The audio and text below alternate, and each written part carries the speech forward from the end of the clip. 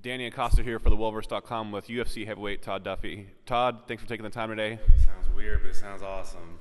Yeah, is it weird seeing the UFC attached to your name now? It's a little surreal. It's awesome though. I'm excited about it. You know, it was a long 2 years. How did you get that shiner? I got a thumb stuck in my eye. No fun. It happens though. It's part of the business, I guess. You're here in San Jose. Tell people how you arrived here in San Jose at AK and started training with Daniel Cormier and Cain Velasquez. I've always kind of wanted to be out here because I knew the heavyweights. And heavyweights, it's hard to get heavyweights to show up every day. That's just the facts. I don't care what anybody comes out there and says. I've been to a bunch of major camps. It's hard to get dudes to show up every day that are heavyweights.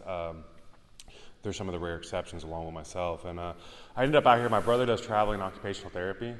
And so I moved out here. He was out in Oakland. Really Emeryville. It wasn't that scary.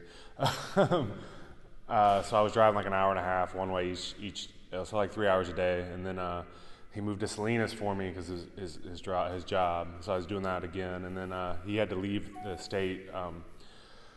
So I've been out here on my own for about 6 months. I was staying at Bob's for a while, and eventually I got my own place finally. So that's kind of how I got out here though. That was really rambly. Sorry. The adjustment period to become a professional fighter and pursue your dream, you had to do it more than once now. What's it like now that you're finally arriving back in the octagon and you feel like you're in a camp that's going to make you perform the way that you need to? It's exciting. It's relaxing. I don't have to call 7 people before I show up to the gym. I don't have to call anybody. I just show up, and I know people are going to be here. I know who's going to be here. It's exciting. As far as you say being professional, I think I was a professional before. I know that the UFC is considered it's the top of the top, but I was still acting as a professional outside the UFC. Of course, I was, I'd gotten to where fight like that last fight had fallen through with SFL, and so I was working full time kind of and things like that. But it's exciting, but it's not easy. Of course, I guess the question I don't remember. Damn, I'm bad at this stuff. What's the hardest part going through the 2-year process where you're outside of the UFC? You've been pretty vocal that you almost walked away from the sport. Well, what really happened was I was going to sign with a kickboxing promotion and go over to Thailand. I had my stuff packed up, everything. I was literally, when I got the phone call, I was showing my apartment to a friend of mine because it's like a real nice place, and it would have been nice that, I didn't want to lose it. Not for myself, but for something I want to hook somebody else up with it. What was the process like? What was it like when you got the call to fight Philip DeFries at UFC 155? It was exciting. It was surreal. It was a little overwhelming, I was at a low point, you hit a high point, it's you switch gears, but it's exciting. I'm pumped, excited. A lot of people remember, your last fight in the UFC, they remember your fight with Alex Overeem, but talk about Neil Grove and getting the win in less than a minute and getting back on the winning horse. It's always good, people, when you lose, people treat you like a loser. This sport is very fickle, and it's not nice. Nobody's nice to you, nobody cares about you.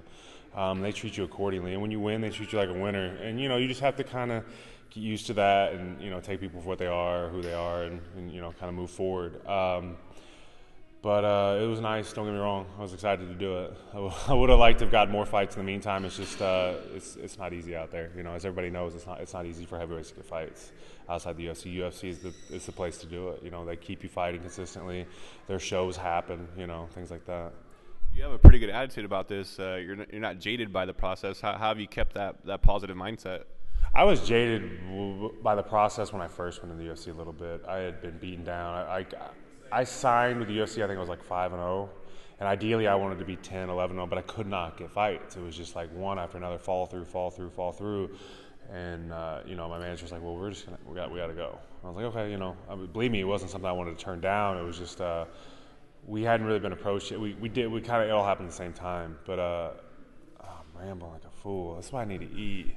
After 2 years, what are people going to see in the octagon from you that they hadn't seen before?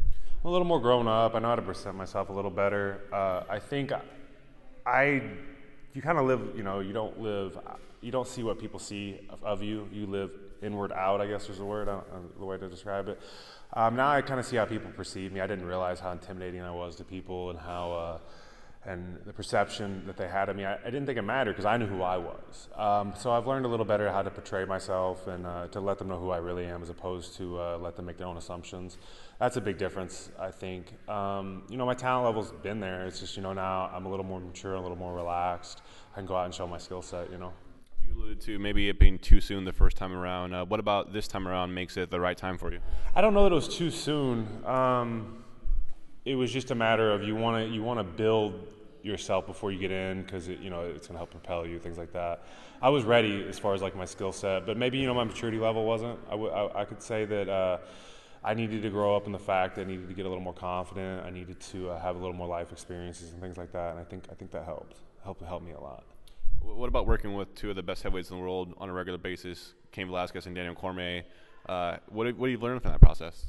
Learn how to become a much better wrestler. It's exciting. They know how to wrestle, man. That's the one thing that that's hard to get out of heavyweights, because heavyweights are, again, it's that work pace it's hard to find heavyweights that want to work like that, and that's been the greatest thing about it.